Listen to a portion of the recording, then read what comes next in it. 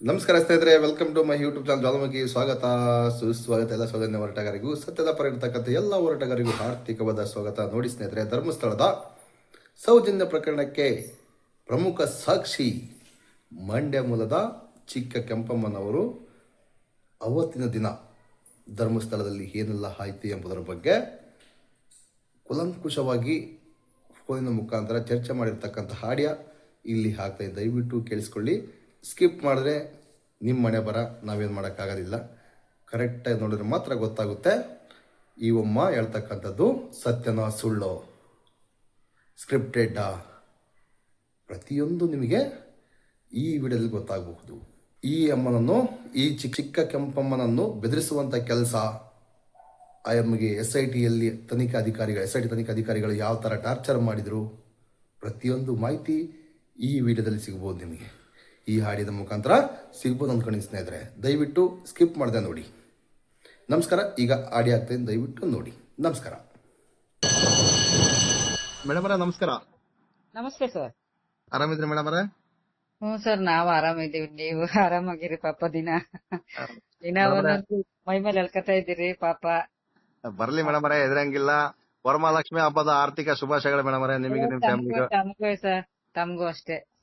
ಸರಿ madam, thank you madam ಅವರೇ. Madam ಅವರೇ, ನಾವು ಇದು ಸೌಜನ್ಯ ಕೇಸಿನ ಬಗ್ಗೆ ಮತ್ತೆ SIT ಅಲ್ಲಿ ಏನಾಯ್ತು ಅದ್ರ ಬಗ್ಗೆ ನಿಮ್ಮ ಮೇಲೆ ಹೆಂಗ್ ತನಿಖೆ ಮಾಡಿದ್ರು, ನಿಮ್ಮನ್ನ ಹೆಂಗ್ ತನಿಖೆ ಮಾಡಿದ್ರು ಅದ್ರ ಬಗ್ಗೆ ಸ್ವಲ್ಪ ಒಂದೆರಡು ಕ್ವಶನ್ ಕೇಳ್ಬೇಕಂತಿದ್ದೀನಿ ಮೇಡಮ್ ಅವರೇ. ಕೇಳ್ಬೋದಾ? ಓ, ಕೇಳಿ ಮೇಡಮ್ ಅವರೇ. ನೀವು ಸೌಜನ್ಯ ಹುಡುಗಿ ಅಂದ್ಕೊಂಡು ನೋಡಿದ್ರ, ನೀವು ಅವತ್ತು ನೋಡಿದ್ರ ಅಂತ ಹೇಳ್ತಿದ್ರಲ್ಲ, ಆಡಿಗಳೆಲ್ಲ ಕೇಳಿಸ್ಕೊಂಡ್ ಬಂದಿದ್ದೀವಿ ನಾವು. ಸರ್. ಅದು ನಾವು 8/10/2012 ನೈಟ್ ಧರ್ಮಸ್ಥಳಕ್ಕೆ ಹೋದ್ವಿ.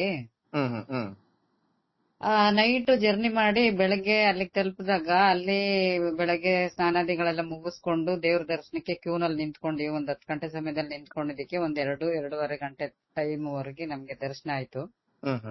ಆಮೇಲೆ ಬಂದು ಪ್ರಸಾದ ಎಲ್ಲ ಸ್ವೀಕರಿಸಿ ಎಲ್ಲ ಮಾಡಿ ಎಲ್ಲಂಚೂರು ಅರ್ಧ ಗಂಟೆ ಅಷ್ಟು ವಿಶ್ರಮಿಸಿ, ತದನಂತರ ನಾವು ಇಲ್ಲಿಗೆ ಬಂದ್ವಿ. ಇಲ್ಲಿ ಶಾಂತಿವನ ಪ್ರಕೃತಿ ಚಿಕಿತ್ಸಾಲಯಕ್ಕೆ.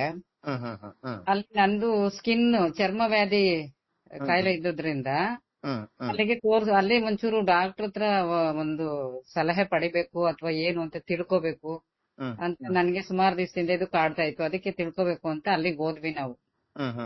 ನಮ್ ಜೊತೆ ಒಬ್ರಿದ್ರು. ಸರಿ, ನಾವು ಅಲ್ಲಿಗೆ ಹೋದಾಗ ಅವ್ರು ತೀರ್ಕೊಂಡ್ಬಿಟ್ಟಿದ್ದಾರೆ. ಇವಾಗ ಅವ್ರದೆಲ್ಲ ಇದೆ ನನ್ನ ಹತ್ರ, ಅವ್ರದ್ದು ಫೋಟೋ ಎಲ್ಲ ತೀರ್ಕೊಂಡಿರೋದು.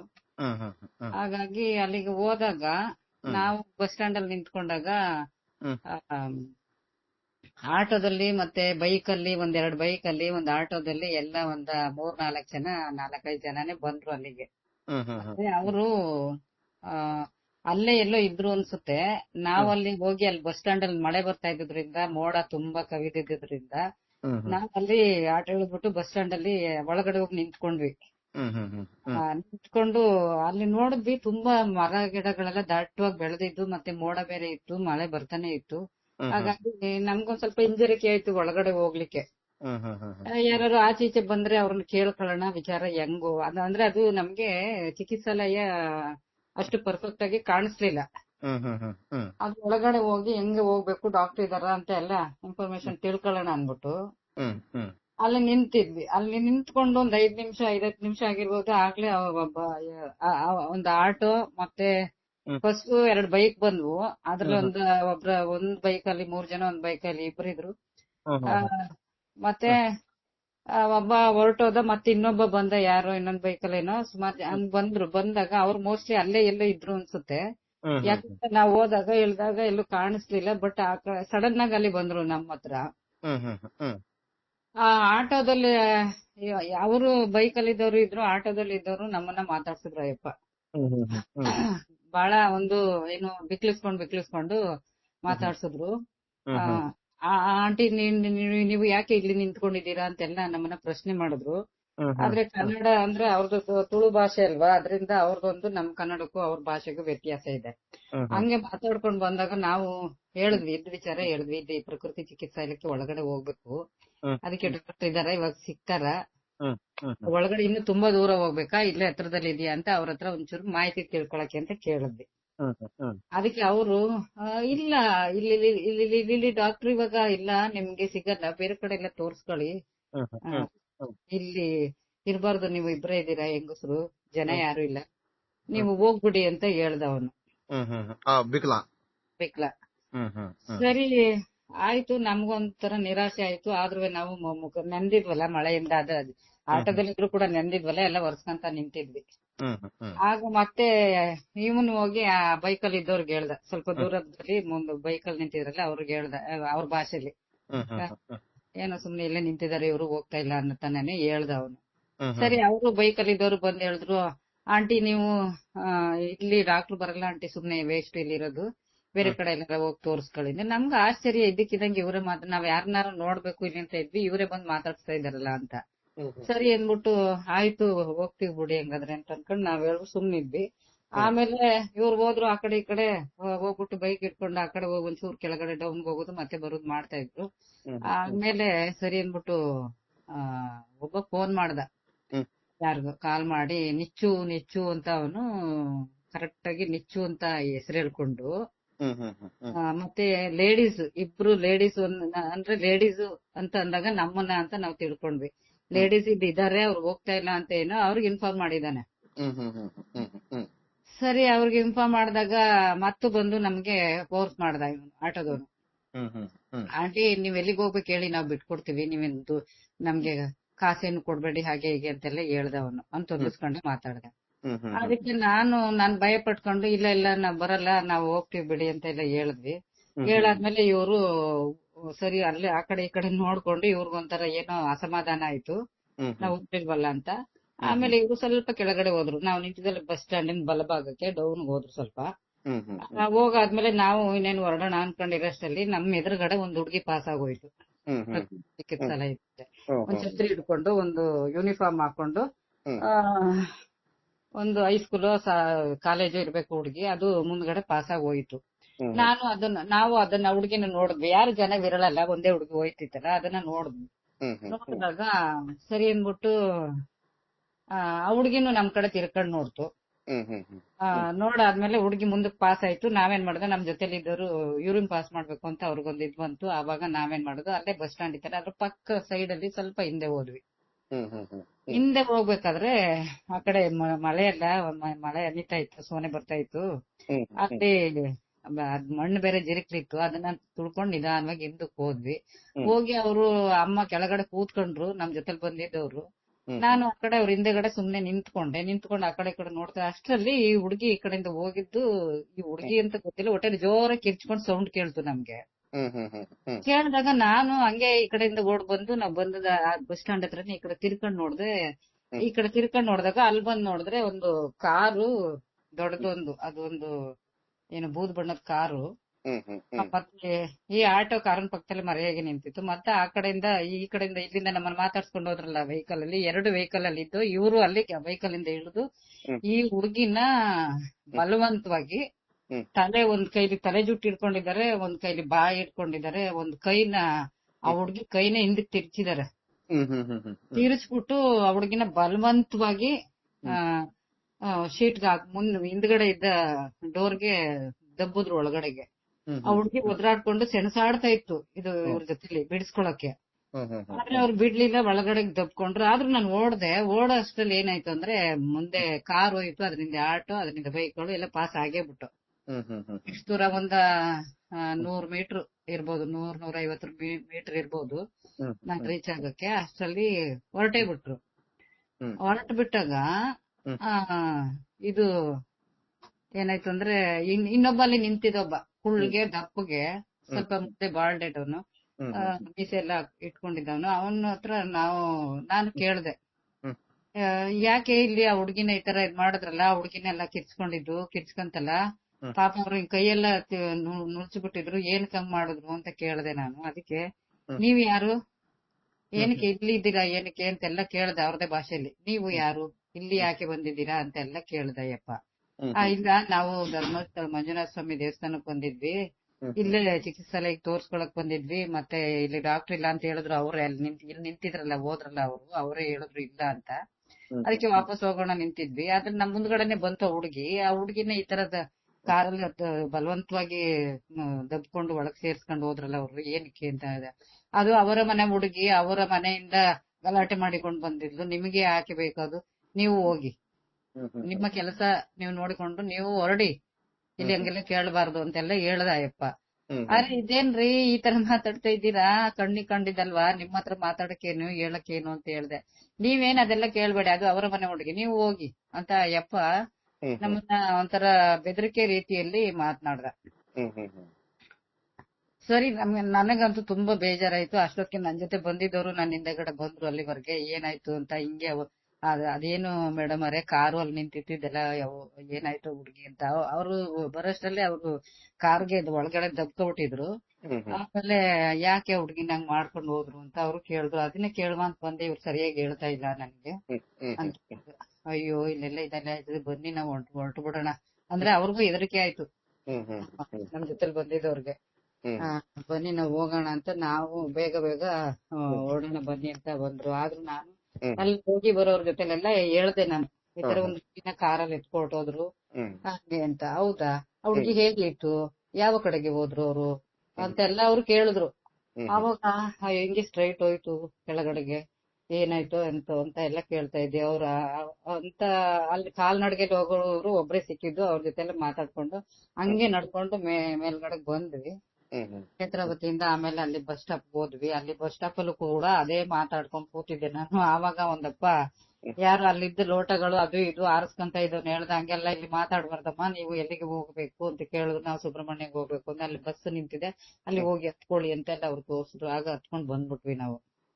ಯಾಕಂದ್ರೆ ನಮ್ಗೆ ಅದು ಪರಸ್ಥಳ, ಏನ್ ಮಾಡಕ್ ಆಗಲ್ಲ ಅನ್ಬಿಟ್ಟು ನಾವಲ್ಲಿ ಬಂದ್ವಿ.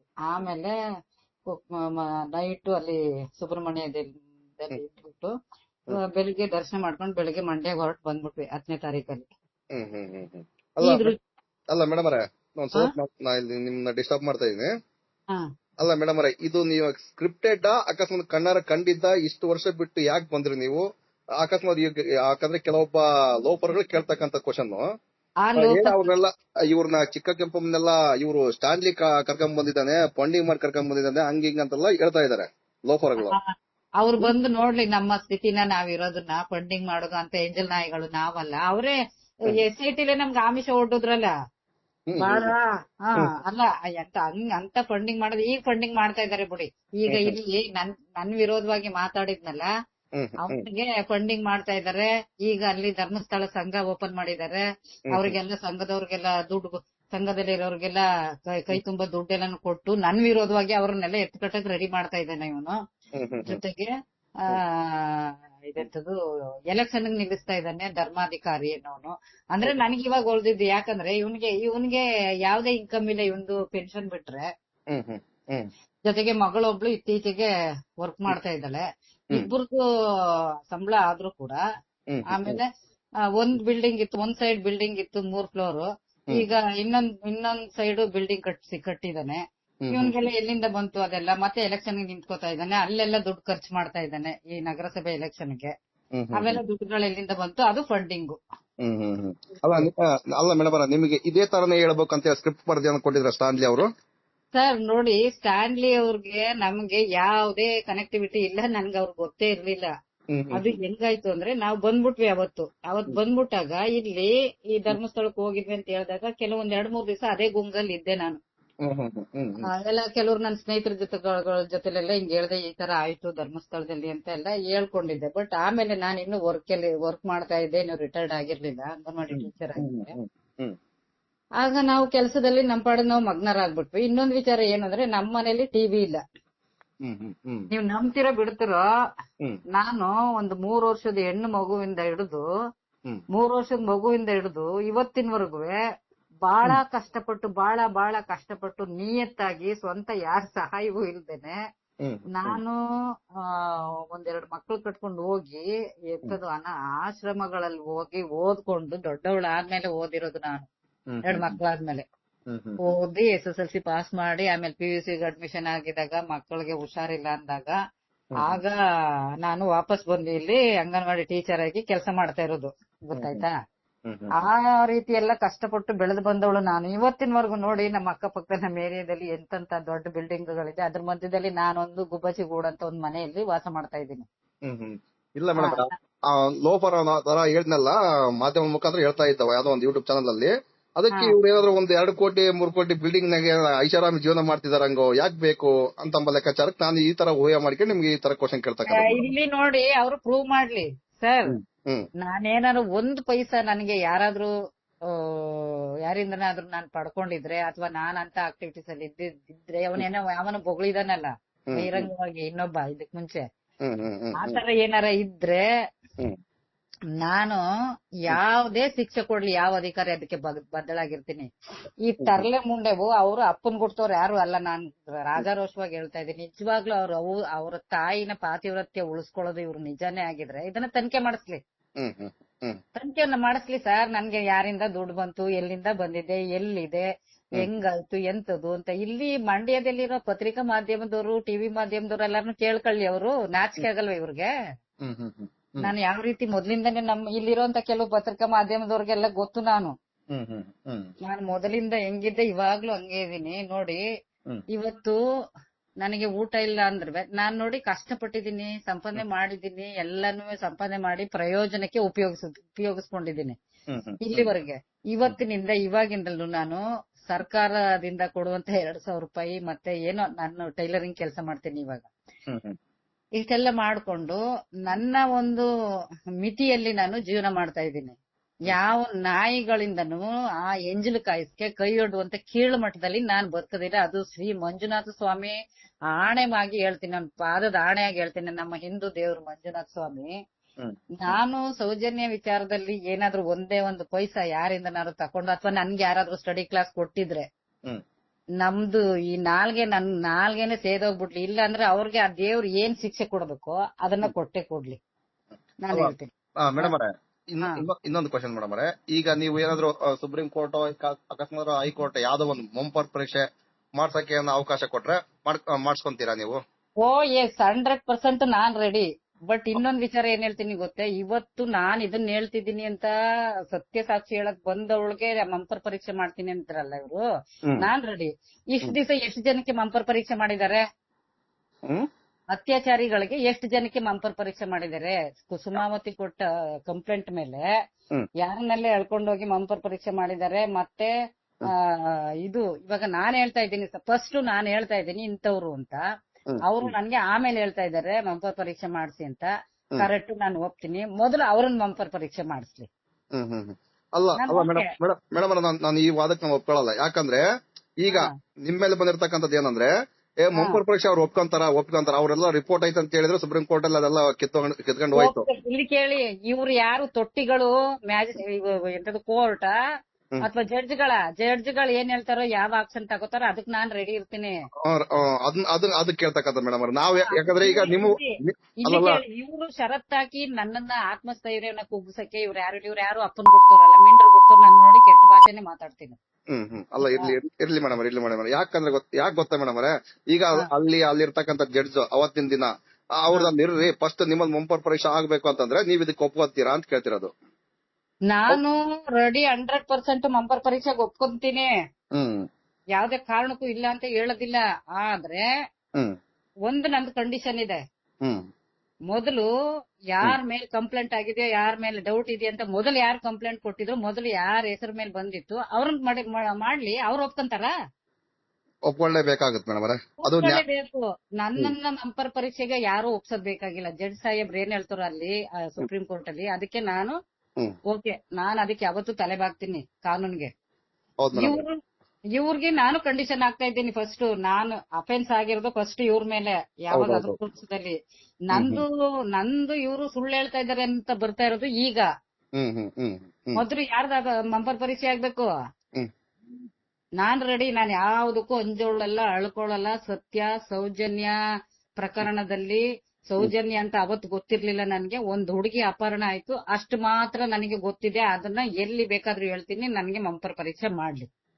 ಇದು 100% ಸ್ಕ್ರಿಪ್ಟೆಡ್ ಅಲ್ಲ. ಇದು 100% ಸ್ಕ್ರಿಪ್ಟೆಡ್ ಅಲ್ಲ, ನೀವು ನೋಡಿರ್ತಕ್ಕಂಥದ್ದೇ ಹೇಳ್ತಕ್ಕಂಥದ್ದು. ಸರ್ ಒಂದ್ ಹೇಳ್ತೀನಿ ಕೇಳಿ, ನಂದು ಸ್ಕ್ರಿಪ್ಟೆಡ್ ಆಗಿದ್ರೆ ಈಗ ನಾನ್ ಯಾವಾಗ ಫಸ್ಟ್ ಅಲ್ಲಿಗೆ ಹೋದೆ ಅವರ ಇದ್ರಲ್ಲಿ ಒಡನಾಡಿ ಸಂಸ್ಥೆಗೆ ಅಂದ್ರೆ ಹ್ಮ್ ಒಡನಾಡಿ ಸಂಸ್ಥೆಯವರು ಲಾಸ್ಟ್ ಇಯರ್ ಸೆಪ್ಟೆಂಬರ್ ಎಂಡಲ್ಲೇನೋ ಒಂದು ಆಡ್ ಕೊಟ್ಟಿದ್ರು ಇದರಲ್ಲಿ ಮೊಬೈಲ್ ಯೂಟ್ಯೂಬ್ ಅಲ್ಲಿ ಹ್ಮ್ ಏನಂತ ಹ್ಮ್. ಧರ್ಮಸ್ಥಳದಲ್ಲಿ ಈ ರೀತಿ ಹೆಣ್ಮಕ್ಳದು ಅಪಹರಣ ಆಗಿ ಹಿಂಗೆಲ್ಲ ಅತ್ಯಾಚಾರಗಳಾಗ್ತಾ ಇದೆ ಮತ್ತೆ ಕೊಲೆಗಳಾಗ್ತಾ ಇದೆ. ಇದ್ರ ಬಗ್ಗೆ ನಾವು ಇಲ್ಲಿ ಚರ್ಚಾ ಒಂದು ಇದನ್ನ ಏರ್ಪಡಿಸಿದೀವಿ. ಇದಕ್ಕೆ ಸಂಬಂಧಪಟ್ಟಂಗೆ ಸಾರ್ವಜನಿಕರು ಯಾರಾದ್ರೂ ಭಾಗವಹಿಸಬಹುದು ಅಂತ ಒಂದು ಆಡ್ ಕೊಟ್ಟಿದ್ರು. ಇದನ್ನ ನೋಡಿ ನಾನು ಇದಕ್ಕೆ ಹಿಂದೆ ನನಗೆ ರಿಟೈರ್ಡ್ ಆಗಿತ್ತು. ರಿಟೈರ್ಡ್ ಆದ್ಮೇಲೆ ರಿಟೈರ್ಡ್ ಆಗೋಕ್ ಮುಂಚೆ ನನಗೆ ನಮ್ಮ ಮನೇಲಿ ಟಿವಿನೂ ಇರ್ಲಿಲ್ಲ. ನನ್ಗೆ ಈ ತರ ಸ್ಕ್ರೀನ್ ಟಚ್ ಮೊಬೈಲ್ ನೋಡೋಕ್ಕೂ ಸಮಯ ಇರಲಿಲ್ಲ. ಯಾಕಂದ್ರೆ ನಾವು ಮೊಬೈಲ್ ಎಲ್ಲ ನಮ್ಮ ಆಫೀಸ್ ವರ್ಕ್ ಮಾಡ್ತಾ ಇದೀವಿ.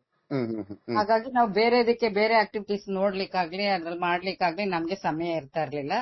ಜೊತೆಗೆ ನಮ್ಮ ಮನೆ ಕೆಲಸಗಳು ಬೇರೆ ಇರ್ತಿತ್ತು. ಮತ್ತೆ ನಾವು ಎಷ್ಟು 50-60 ಬುಕ್ ಇದೆಲ್ಲ ರಿಜಿಸ್ಟರ್ ಗಳು ಮೇಂಟೈನ್ ಮಾಡ್ಬೇಕಾಗಿತ್ತು. ಹಾಗಾಗಿ ಎಲ್ಲ ಪ್ರತಿಯೊಂದು ಕೆಲಸನೂ ನಮ್ದೇ ಇತ್ತು. ನಮ್ ಕಡೆಯಿಂದಾನೇ ಎಲ್ಲಾ ಈವನ್ ಒಂದು ಮಂತ್ರಿ ವಿಧಾನಸೌಧಕ್ಕೆ ಹೋಗುವಂತ ಕೆಲಸ ವರದಿಗಳೆಲ್ಲ ನಮ್ ಕಡೆಯಿಂದಾನೇ ಕಲೆಕ್ಟ್ ಮಾಡ್ತಿದ್ರು. ಆಯ್ತಾ, ಆ ರೀತಿಯಲ್ಲಿ ನಮ್ಗೆ ಕೆಲಸದ ಒತ್ತಡ ಇತ್ತು. ಹಂಗಾಗಿ ಜೊತೆಗೆ ಇನ್ನೊಂದು ವಿಚಾರ ಏನು ಅಂದ್ರೆ ಸರ್, ಈ ತರ್ಲೆ ಬೋಳಿ ಮಕ್ಳುಗಳು ಇವರು ಟಿವಿಲಿ ಯಾಕೆ ಅನೌನ್ಸ್ ಮಾಡ್ಲಿಲ್ಲ? ಎಲ್ಲಾ ಒಂದು ಸ್ಯಾಟಲೈಟ್ ಚಾನೆಲ್ ಗಳಲ್ಲಿ ಯಾಕೆ ಬಿಡ್ಲಿಲ್ಲ? ಇವರು ಮೊಬೈಲ್ ಬಿಟ್ಟಾಕಿ, ಯೂಟ್ಯೂಬ್ ಬಿಟ್ಟಾಕಿ, ಅದನ್ನೆಲ್ಲ ನೋಡೋಕ್ ಸಮಯ ಇರ್ಲಿಲ್ಲ. ಸ್ಯಾಟಲೈಟ್ ಚಾನೆಲ್ ಗಳಲ್ಲಿ ಯಾಕೆ ಬಿಡ್ಲಿಲ್ಲ ಇವರು? ಬಿಡಲ್ಲ ಮೇಡಮ್ ಅವರೇ, ಸ್ಯಾಟಲೈಟ್ ಯಾಕೆ ಮಾಡ್ಲಿಲ್ಲ? ಅವಾಗ ಇದು ಪ್ರಚಾರದಲ್ಲಿದ್ರೆ ನಾನು ಅವಾಗ್ಲೇ ಬಂದ್ ಹೇಳ್ತಾ ಇದ್ದೆ. ಅವಾಗ್ಲೇ ಎಲ್ಲ ನನಗೆ ಇದು ಯಾವಾಗ ನಾನು ಇಲ್ಲಿ ಹೋದೆ ಏನಂತದ್ದು ಸ್ಟ್ಯಾನ್ಲಿ ಸರ್ ಇದಕ್ಕೆ ಒಡನಾಡಿಗೆ ಹುಡ್ಕೊಂಡು ಹೋಗಿದೀನಿ ನಾನು ಸರ್. ಅದನ್ನ ಇವತ್ ಬೆಳಿಗ್ಗೆ 8 ಗಂಟೆಲಿ ಕಳೆದು ಬಿಟ್ಟೋಳು ಮನೆನ ಸಂಜೆ 4 ಗಂಟೆಗೆ ಅಲ್ಲಿ ತಲುಪಿದೀನಿ ನಾನು. ಹುಡುಕಿ ಸಾಕಾಗಿ ಅಲ್ಲಿ ಹೋಗಿ ಯಾರು ಅಡ್ರೆಸ್ ಹೇಳ್ತಾ ಇಲ್ಲ ನನಗೆ. ಆಮೇಲೆ ಅದೆಲ್ಲೋ ಒಂದ್ ಕಡೆ ಬಸ್ ಸ್ಟ್ಯಾಂಡ್ ಅಲ್ಲಿ ಇಳಿದ್ಬಿಟ್ಟು ಅಲ್ಲಿಂದ ಇನ್ನೊಂದ್ ಕಡೆ ಬಸ್ ಸ್ಟ್ಯಾಂಡ್ ಅಲ್ಲಿ ಇಳಿದು ಆಮೇಲೆ ಇದೆಂತದ್ದು ಆಟೋದವ್ರಿಗೆ ಹೇಳಿ ಆಟೋದವ್ರ ಬಂದು ಅವರು ತುಂಬಾ ಮೈಸೂರಿಂದ ಅಲ್ಲಿಗೆ ತುಂಬಾ 200-300 ರೂಪಾಯಿ ಎಲ್ಲ ಕೇಳಿದ್ರು ಚಾರ್ಜ್ನ. ಮತ್ತೆ ನಾನ್ ನಿಜವಾಗ್ಲೂ ಪೂರ್ ಕಂಡೀಷನ್ ಅಲ್ಲೇ ಜೀವನ ಮಾಡ್ತಾ ಇರೋದು. ಅಷ್ಟೊಂದು ದುಬಾರಿ ದುಡ್ಡು ನಮ್ ಕೈಲಿ ಕೊಡಕ್ ಆಗ್ತಾ ಇಲ್ಲ. ಹಾಗಾಗಿ ನಾನು ಸರಿ ಏನ್ ಮಾಡೋದು ಅಂತ ಹೇಳ್ಬಿಟ್ಟು ಅವಾಗ ಹೆಂಗೋ ವಿವರ ತಿಳ್ಕೊಂಡು ಹೋಗಿದ್ದೀನಿ ಅಲ್ಲಿಗೆ. ಅಲ್ಲೂ ಸಹ ಅವರು ಸಿಕ್ಕಿರ್ಲಿಲ್ಲ ನನ್ಗೆ. ಅವ್ರನ್ನ ಕಾಯ್ದು ಕೂತಿದ್ದು ಒಂದ್ 4 ಗಂಟೆಯಲ್ಲಿ ಅವ್ರನ್ನ ಭೇಟಿ ಮಾಡಿ ಅವ್ರ ಹತ್ರ ಈ ವಿಚಾರ ಹೇಳಿದೀನಿ. ಸರ್, ನಾನು ನಾಳೆ ನಿಮ್ದು ಪ್ರೋಗ್ರಾಮ್ಗೆ ಬರ್ತಾ ಇದ್ದೀನಿ ಸರ್, ನನ್ಗೊಂಚೂರು ಮಾತಾಡ್ಲಿಕ್ಕೆ ಅವಕಾಶ ಕೊಡಿ ಅಂತ ಕೇಳಿದೆ ನಾನು ಅವ್ರಿಗೆ. ಆದ್ರೆ ಅವ್ರೇನ್ ಹೇಳಿದ್ರು, ಏನ್ ಮಾತಾಡ್ತೀರಾ ಅದೇನೆ ಅಂತ ಹೇಳಿ ನಮ್ಗೆ ಅಂದ್ರು. ಅದಕ್ಕೆ ನಾನು ಹೇಳ್ದೆ ಅವ್ರ ಹತ್ರ ಈ ತರ ವಿಚಾರನ. ಆದ್ರೆ ಅವ್ರು ನಂಬ್ಲಿಲ್ಲ ನನ್ನ.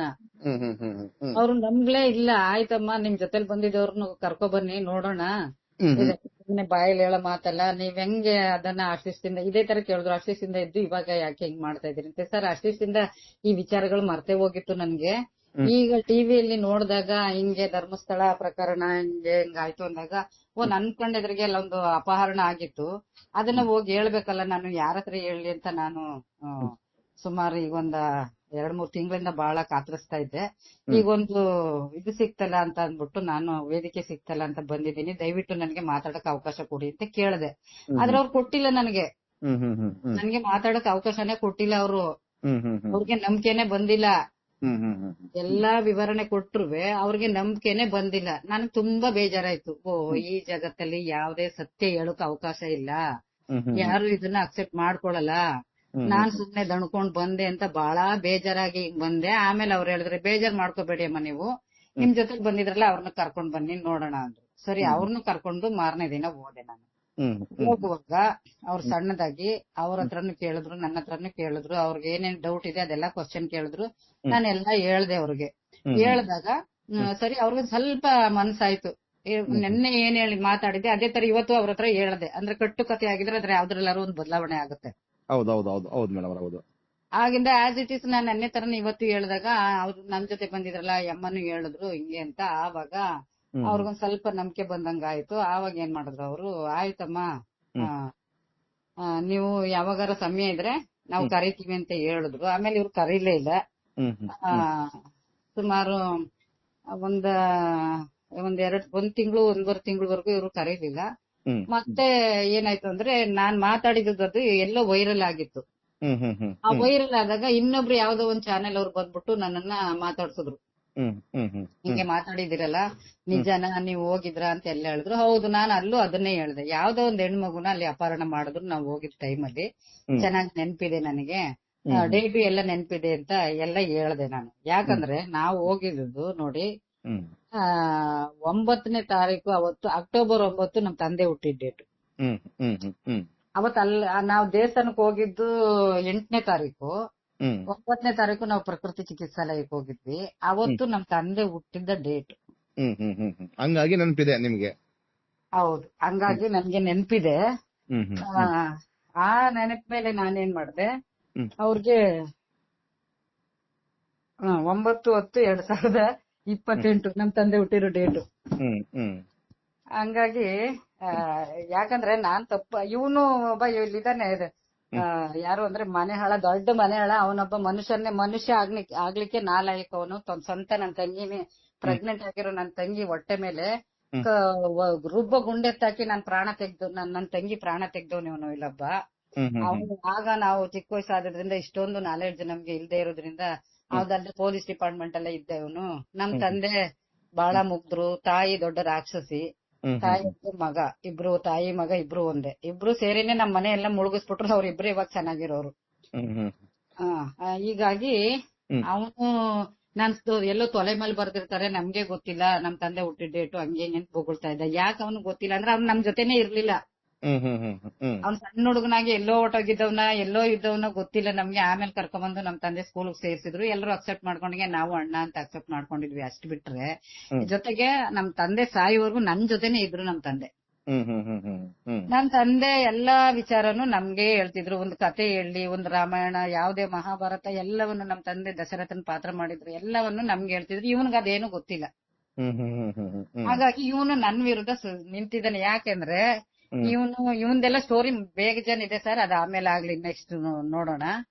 ಈಗ ತಗೊಳ್ಳಿ. ಯಾಕೆಂದ್ರೆ ಅವನು ರೋಮ ಕೂಡ ಅವಂದು ಎಲ್ಲ ಬರೀ ಎಂತ ನಟೋರಿಯಸ್. ಅವನು ಒಬ್ಬ ಕಿಲ್ಲರ್ ಅವನು ಅಂತ ಹೇಳ್ಬೇಕು. ಡಿಪಾರ್ಟ್ಮೆಂಟ್ ಅಲ್ಲಿ ಇಟ್ಕೊಂಡು ನಮ್ಮ ಕುಟುಂಬನ ಸರ್ವನಾಶ ಮಾಡಿದ್ದಲ್ದೆ ಇನ್ನು ಏನೇನೋ ಮಾಡಿದಾನ ಅವನು.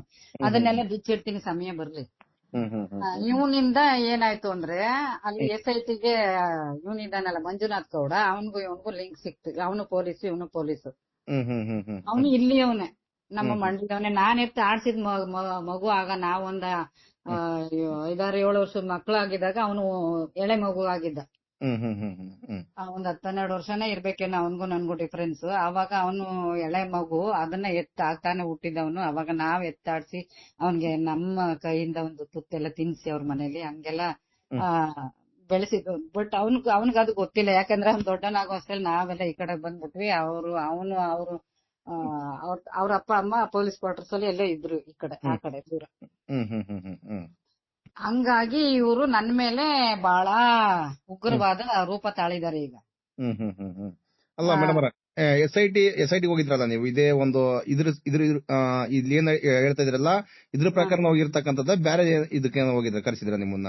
ಇಲ್ಲ ಇಲ್ಲಿ ಕೇಳಿ. ಆಗ ಒಡನಾಡಿಗೆ ನಾನು ಹುಡ್ಕೊಂಡು ಹೋದಾಗ ಒಡನಾಡಿಯವರು ನನ್ನ ನಂಬದೇನೆ ಕಳಿಸಿದಾಗ ನಾನು ನಿರಾಶಳಾಗಿ ಬಹಳ ನೋಡ್ಕೊಂಡು, ಅವಾಗ ಇನ್ನು ಕ್ಯೂರಿಯಾಸಿಟಿ ಆಯ್ತು. ನನ್ ಮೊಬೈಲ್ ನೋಡಕ್ಕೆಲ್ಲ ಸ್ಟಾರ್ಟ್ ಮಾಡಿದೆ. ಆಮೇಲೆ ಬಿಗ್ ಕ್ಲಾಸ್ ಕಂಡ ನನ್ಗೆ. ಇವನು ನನ್ನನ್ನ ಮಾತಾಡ್ಸಿದಾನೆ, ಇವನು ಪಕ್ಕ ಇವನೇ ನನ್ನನ್ನ ಮಾತಾಡ್ಸಿರೋದು ಅಂತ ಗೊತ್ತಾಯ್ತು ನನಗೆ. ಆಗ ಆ ಬಿಕ್ಲಿನಿಂದ ಹಿಡಿದು ಇನ್ನೊಂದ್ 3 ಜನಗಳು ಬಂದಿದ್ದು ಚೆನ್ನಾಗಿ ನನ್ನ ಹತ್ರ ಮಾತಾಡಿದ್ದು ಚೆನ್ನಾಗಿ ನೆನಪಾಯ್ತು ನನಗೆ. ಆಗ ನಾನು ಇದನ್ನ ನನ್ಗನ್ನಿಸ್ತಿತ್ತು, ನಾನ್ ಧರ್ಮಸ್ಥಳಕ್ಕೆ ಹೋಗಿ ಹೇಳ್ಬೇಕು ಅಂತ. ಅಲ್ಲೆಲ್ಲ ಇವೆಲ್ಲ ವಿಚಾರ ಗೊತ್ತಿರ್ಲಿಲ್ಲ ನನ್ಗೆ, ಅಲ್ಲಿ ಮೋಸ ನಡೀತಾ ಇದೆ ಅಂತ. ನನಗೆ ಧರ್ಮಸ್ಥಳದಲ್ಲಿ ಹೋಗಿ ಈ ಧರ್ಮಾಧಿಕಾರಿಗಳ ಬಗ್ಗೆ ಏನು ಹೇಳ್ತಾ ಇರ್ಲಿಲ್ಲ. ಅವಾಗ ಅವ್ರ ಹತ್ರನೇ ಮಾತಾಡ್ಬೇಕು ನಾನು ಅಂತ ಅನ್ಕೊಂಡಿದ್ದೆ. ಅಯ್ಯಪ್ಪ, ನನಗೆ ನಾನು ಹೋಗದೆ ಇರೋದೇ ಒಳ್ಳೇದಾಯ್ತು. ಆ ಒಡನಾಡಿಯವರು ನನ್ನನ್ನು ವಾಪಸ್ ಕಳ್ಸಿದ್ದೆ ಒಳ್ಳೇದಾಯ್ತು ಅಂತ ಇವಾಗ ಅನ್ನಿಸ್ತಾ ಇದೆ. ಇವಾಗ ಅನಿಸ್ತಾ ಇದೆಯಲ್ಲ ಮೇಡಮ್? ಅವಾಗ ಇಲ್ಲಾಂದ್ರೆ ನಾನು ಹೊಟ್ಟೋಯ್ತಿದ್ದೆ. ನನ್ನನ್ನು ಎಲ್ಲಿ ಬಲಿಪಶು ಮಾಡಿ ಎಲ್ಲಿ ಬಡದ್ ಬಿಸಾಕ್ತಿದ್ರು ಗೊತ್ತಿಲ್ಲ. ಹಂಗ ಆಗ್ತಿದ್ ಮೇಡಮ್. ಇಲ್ಲ ಮೇಡಮ್, ಅದು ಸೌಜನ್ಯ ಶಕ್ತಿನ ತಡೆದಿರ್ತಕ್ಕಂಥದ್ದು ಹೇಳ್ರಿ, ಎಲ್ಲರಿಗೂ ಅದೇ ತರ ಆಗ್ತಕ್ಕಂಥದ್ದು. ಬಹಳಷ್ಟು ಜನಗಳಿಗೆ ತಡೀತಾ ಇದ್ದಾಳೆ. ಹಾಗಾಗಿ ಇದು ಯಾರೋ ಬಂದು ನನ್ನನ್ನ ಇಂಟರ್ವ್ಯೂ ಮಾಡಿದ್ರು, ಬೇರೆ ಯಾವ್ದೋ ಒಂದ್ ಚಾನಲ್ ಅವರು. ಯಾವ್ದೋ ಅವನಿಯಾನನೋ ಯಾವ್ದೋ ಒಂದ್ ಇದೆ, ಮರ್ತೋಗಿದೆ ನನ್ಗೆ. ಅಲ್ಲಿಂದ ಅವ್ರು ಬಂದು ಇಂಟರ್ವ್ಯೂ ಮಾಡಾದ್ಮೇಲೆ ಮತ್ತೆ ಆ, ಈ ದಿನ .com ಅಥವಾ ಸುದ್ದಿನ ಯಾವ್ದೋ ಎಲ್ಲ ಒಂದೊಂದ್ ಚಾನೆಲ್ ಅವ್ರು ಬಂದು ನನ್ನನ್ನ ಇಂಟರ್ವ್ಯೂ ಮಾಡಕ್ ಸ್ಟಾರ್ಟ್ ಮಾಡಿದ್ರು.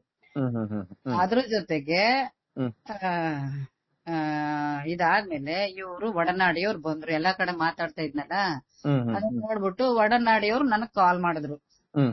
ಏನಂತ, ಅಲ್ಲೆಲ್ಲಾದ್ರೂ ನಿಮ್ ಮನೆ ಹತ್ರ ದೇವಸ್ಥಾನ ಇದೆಯಾ, ನೀವ್ ಯಾವ ಕ್ಯಾಸ್ಟ್, ಮತ್ತೆ ನಿಮ್ ದೇವ್ರ ಯಾವ್ದು, ನಿಮ್ ಮನೆ ದೇವ್ರ ಯಾವ್ದು ಎಲ್ಲ ಕೇಳಿದ್ರು ಅವ್ರು. ನಾನು ಇದೇನಕ್ಕೆ ಇವರೆಲ್ಲ ಇದೆಲ್ಲ ಕೇಳ್ತಾರ, ನಾನೇನಾರ ಒಂದ್ ಹೇಳಕ್ ಹೋಗಿದ್ದಕ್ಕೆ ಇವ್ರು ನಂಬ್ಲಿಲ್ಲ. ಇವ್ರು ನನ್ನನ್ನೆಲ್ಲ ನನ್ನ ಹಿಸ್ಟ್ರಿ ಎಲ್ಲ ಯಾಕೆ ಹೇಳ್ತಾರೆ ಅಂತ ನನ್ಗೊಂದ್ ರೀತಿಲಿ ಸಿಟ್ಟೆ ಬಂತು. ಸತ್ಯ ಹೇಳಕ್ ಹೋದ್ರೆ ನಾನು ಹಿಂಗೆ ಕೇಳ್ದೆ, ಸರ್ ನೀವು ನಾನೇನು ಸತ್ಯ ಹೇಳಕ್ ಬಂದ್ರೆ ನನ್ ಮಾತ್ ನಂಬ್ಲಿಲ್ಲ, ಇದನ್ನೆಲ್ಲ ಯಾಕೆ ಕೇಳ್ತಾ ಇದ್ದಾರೆ ಅಂದ್ರೆ, ಇಲ್ಲಮ್ಮ ಬೇಕಾಗಿತ್ತು, ಬೇಜಾರ್ ಮಾಡ್ಕೋಬೇಡಿ, ಆ ನಾವಲ್ಲಿ ದೇವಸ್ಥಾನದ ಹತ್ರ ಬರ್ತೀವಿ, ಅದಕ್ಕೆ ನಿಮ್ಮನ್ನ ಒಂಚೂರು ಮಾತಾಡ್ಸ್ಬೇಕಾಗಿತ್ತು ಅಂತ ಹೇಳಿದ್ರು.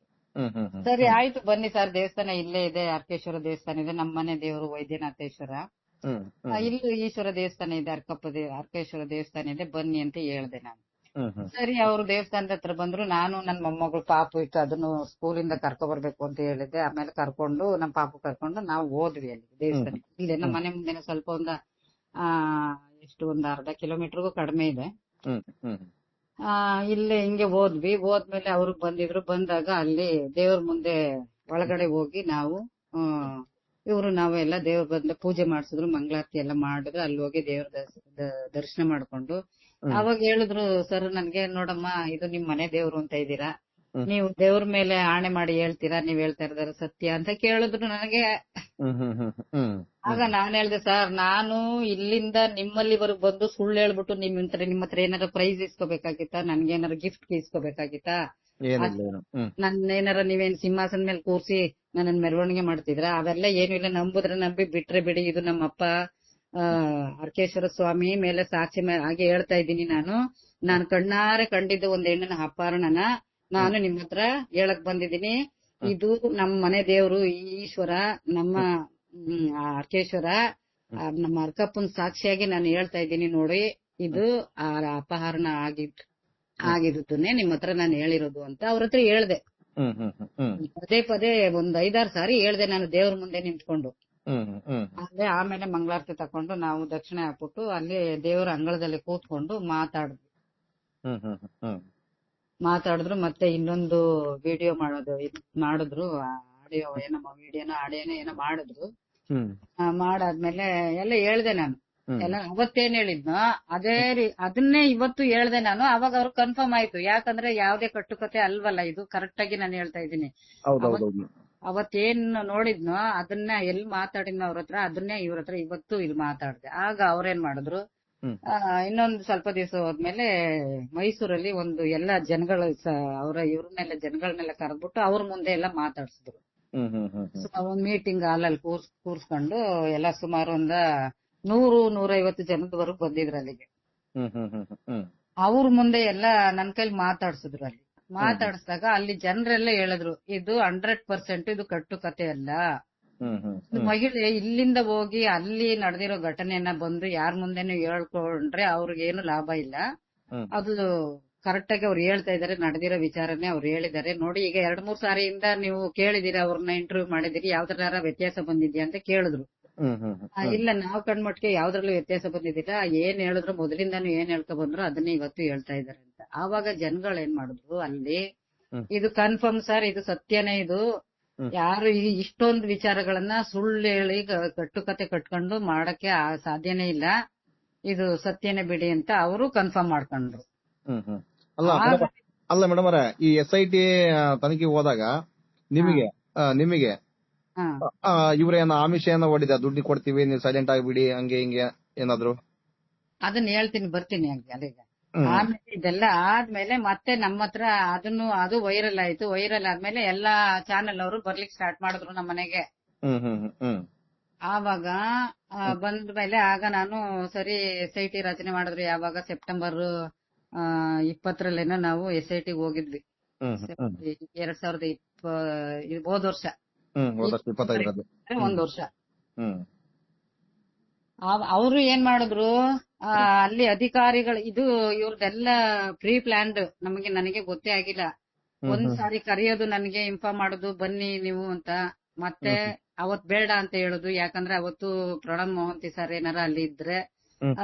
ನನ್ನ ಹೇಳಿಕೆಗಳಿಗೆ ಅದ್ಲು ಬದ್ಲು ಮಾಡಕ್ ಆಗ್ತಿರ್ಲಿಲ್ಲ ಅವರು. ಅದಕ್ಕೆ ಈ ಸಮಯ ನೋಡ್ಕೊಂಡು ಯಾರು ಒಳ್ಳೆ ಅಧಿಕಾರಿಗಳಲ್ಲಿ ಇರದೇ ಇರುವಾಗ ನನ್ಗೆ 2-3 ಸಾರಿ ಕಾಲ್ ಮಾಡಿ ಅದನ್ನ ರೀಕಾಲ್ ಮಾಡಿ ಆಮೇಲೆ ಒಂದ್ ದಿವಸ ಕರೆದಿದ್ದಾರೆ. ಯಾವಾಗ 12ನೇ ತಾರೀಕಿಂದನೇ ಹಿಡಿದು ಆಮೇಲೆ ನನ್ಗೆ 20ನೇ ತಾರೀಕೆ ಅಲೋ ಮಾಡಿದ್ದಾರೆ. ನಾವು 19ನೇ ತಾರೀಕಲ್ಲಿ ನೈಟ್ ಇಲ್ಲಿಂದ ಜರ್ನಿ ಮಾಡಿ 20ನೇ ತಾರೀಕು ಅಲ್ಲಿ ಹೋಗಿದ್ವಿ. ಅಲ್ಲಿ ಹೋದ್ಮೇಲೆ ನಾವು ಅಲ್ಲಿಗೆ ಸುಮಾರು 8 ಗಂಟೆಗೆ ಅಲ್ಲಿಗೆ ಬರ್ಬೇಕು, 9 ಗಂಟೆ ಒಳಗೆ ಅಲ್ಲಿ ಇರ್ಬೇಕು ಅಂತ ಹೇಳಿದ್ರಲ್ವಾ. ಅಷ್ಟ್ರೊಳಗೆ ನಾವೇನ್ ಮಾಡಿದ್ವಿ, ಹೋಟ್ಲಲ್ಲಿ ಲೈಟ್ ಆಗಿ ಒಂದೊಂದು ಇಡ್ಲಿ ತಿನ್ಕೊಂಡು ಅಲ್ಲಿ ಹೋಗಿದ್ವಿ ಸರ್. ಬೇರೆ ಇನ್ನೇನು ಇಲ್ಲ. ನಾನ್ ಕಾಫಿ ಟೀನು ಕುಡಿತಾ ಇರ್ಲಿಲ್ಲ ಅವಾಗ. ಆಮೇಲೆ ಅಲ್ಲಿಗೆ ಹೋದಾಗ ಕಾಯ್ದು ಸಾಕಾಯ್ತು. ಅವರು ಒಂದು 10:30 ಟೈಮ್ ನೋಡ್ಲಿಲ್ಲ, 10:10:30ಗೇನೋ ಸುಹಾಸನ್ ಅವ್ನ್ ಬಂದ. ಅವ್ರಿಗೆ ಏಕವಚನ, ನಾನು ಬಹುವಚನ ಉಪಯೋಗಿಸಲ್ಲ. ಅವ್ರದ್ದೊಂಥರ ಸಿಲ್ಲಿ ನಡತೆನ ಕಂಡು ಆ ಸಿಲ್ಲಿಗಳ ಬಗ್ಗೆ ನಾನು ಯಾವತ್ತೂ ಅವ್ರಿಗೆ ಗೌರವ ಕೊಡೋದೇ ಇಲ್ಲ. ಕಾಕಿಗೆ ಗೌರವ ಕೊಡ್ತೀನಿ ನಿಜ, ಅಂತವ್ರ ಮೈ ಮೇಲೆ ಇರಬಾರ್ದು ಕಾಕಿ. ಅವ್ರು ಕಾಕಿ ಹಾಕೊಂಡಿರ್ಲಿಲ್ಲ ಬಿಡಿ, ಯೂನಿಫಾರ್ಮ್ ಹಾಕೊಂಡಿರ್ಲಿಲ್ಲ. ಯಾಕಂದ್ರೆ ಅವ್ರು ಮಾಡ್ತಿರೋದು ಹಲ್ಕ ಕೆಲಸಗಳು, ಲೇವಡಿ, ಲೂಟಿ, ಮತ್ತೆ ಈ ಎಂತದು ಯಾರನ್ನ ಸಾಯಿಸ್ಬೇಕು, ಯಾರನ್ನ ಕೊಲೆ ಮಾಡ್ಬೇಕು ಅನ್ನೋದೇ ಅವ್ರದ ಇಂಟೆನ್ಷನ್ ಇದ್ದಿದ್ದು. ಹಂಗಾಗಿ ಅವ್ರಿಗೆ ನಾನು ಗೌರವ ಕೊಡಲ್ಲ. ಆಮೇಲೆ ಸುಹಾಸ್ ಅನ್ನೋನು ಫಸ್ಟ್ ಇಂಟರ್ವ್ಯೂ ಮಾಡ್ದ ನನ್ನನ್ನ. ಇಂಟರ್ವ್ಯೂ ಮಾಡ್ಬಿಟ್ಟು ಕೇಳ್ದೆ ಎಲ್ಲ. ನಾನು ಹೇಳ್ದೆ ಈ ತರ ಅಂತ. ಹೇಳುವಾಗ ನಂದೆಲ್ಲ ಬಾಯ್ ಆಗ್ತಾ ನನ್ನ ಸ್ವಂತ ಪರ್ಸನಲ್ ವಿಚಾರಕ್ಕೆ. ಇದು ಹೇಗಾಗಿದೆ ಅಂತಂದ್ರೆ, ನಾನು ಹಿಂಗೆ ಚಿಕ್ಕ ಕೆಂಪಮ್ಮ ಮಂಡ್ಯ ಅಂತ ಎಲ್ಲ ಹೇಳಿದ್ಮೇಲೆ ಆ ಮಂಡಿದವರು ಅಂದ್ಮೇಲೆ ಅವನಿಗೆ ಮಂಜುನಾಥ್ ಗೌಡನ್ಗೆ ಕ್ಯೂರಿಯಾಸಿಟಿ ಬಂದಿದೆ. ಬಂದಾಗ ಅಲ್ಲಿ ಒಬ್ಬ ಭಿಕ್ಷುಕಿ ಮಗ ಇದ್ದಾನೆ, ಅವ್ರ ಮನೆ ಮುಂದ್ಗಡೆನೆ ಇನ್ನೊಬ್ರು ಇದಾರೆ. ಅವನನ್ನ ನಮ್ ತಂದೆ 15 ರೂಪಾಯಿ ಕೊಟ್ಟು, 20 ರೂಪಾಯಿನ 15 ರೂಪಾಯಿನ ಕೊಟ್ಟು ಅವ್ರ ತಂಗಿಗೆ, ಆ ಯಮ್ಮ ಪಾಪ ಒಬ್ಳು ಭಿಕ್ಷುಕಿ ಬಂದಿದ್ದು ಅವಳ ಹತ್ರ ನನ್ನ ತಂಗಿ, ಅವ್ರ ತಂಗಿಗೆ ಮಕ್ಳಿಲ್ಲ ಅಂತ ತೆಕ್ಕೊಟ್ಟಿದ್ರು ಅವನನ್ನ. ಒಬ್ಬ ಈಗ ನಮ್ಮ ಸೋದರತ್ತೆ ಆಸ್ತಿ ಮೇಲೆ ಕೂತ್ಕೊಂಡು ದೊಡ್ಡ ಲೀಡರ್ ಆಗ್ಬಿಟ್ಟಿದ್ದಾನೆ ಅವನೊಬ್ಬ ಪತ್ರಕರ್ತ ಅಂತ. ಅವನು ಕಾಲ್ ಮಾಡಿದ್ದಾನೆ. ಅವನ ಮುಖಾಂತರ ಇವನು ಕಾಲ್ ಮಾಡಿದ್ದಾನೆ. ಈ ನನ್ನ ಅಣ್ಣ ಅನ್ನಿಸ್ಕೊಂಡವನು, ಅವನು ಕಾಕಿಲಿದ್ದು ರಿಟೈರ್ಡ್ ಆಗಿದ್ದಾನೆ.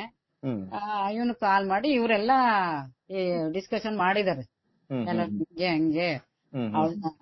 ಇವನು ಹೇಳಿದಾನೆ, ಅವಳಿಗೆ ಯಾರು ಹೇಳೋರು ಕೇಳೋರಿಲ್ಲ, ನೀವೇನ್ ಬೇಕಾದ್ರೂ ಮಾಡಿ, ನಾನು ನಿಮ್ಗೆ ಸಪೋರ್ಟ್ ಕೊಡ್ತೀನಿ ಅಂತ ಇವನು ಹೇಳಿದಾನೆ ಅವ್ರಿಗೆ.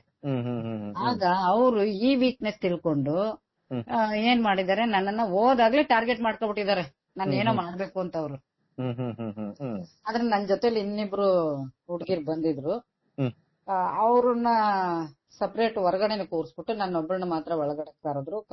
ಹೋದಾಗ ಅಲ್ಲಿ ಒಂದ್ 10 ನಿಮಿಷ ಬಿಟ್ಕೊಂಡು ಇವನ್ ಬಂದ, ಮಂಜುನಾಥ್ ಗೌಡ ಅಂತ, ಅವನೇ ಇಲ್ಲಿ ಮಂಡಿದವನು.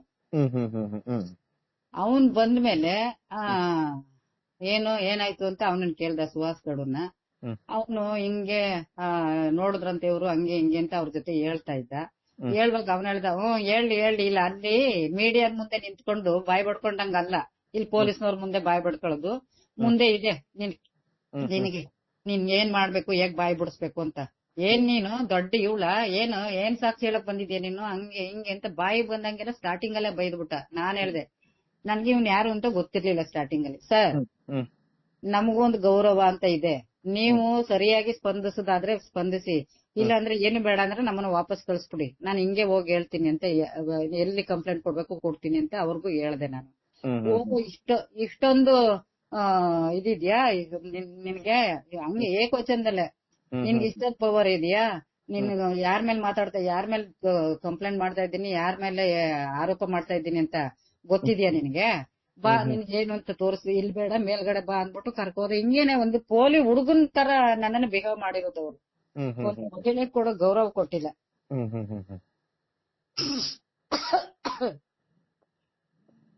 ಆಮೇಲೆ ಎಷ್ಟು ಕೇವಲ ಒಂದು ನಿಕೃಷ್ಟವಾಗಿ ನನ್ನನ್ನ ನೋಡಿದಾನೆ ಅವನು.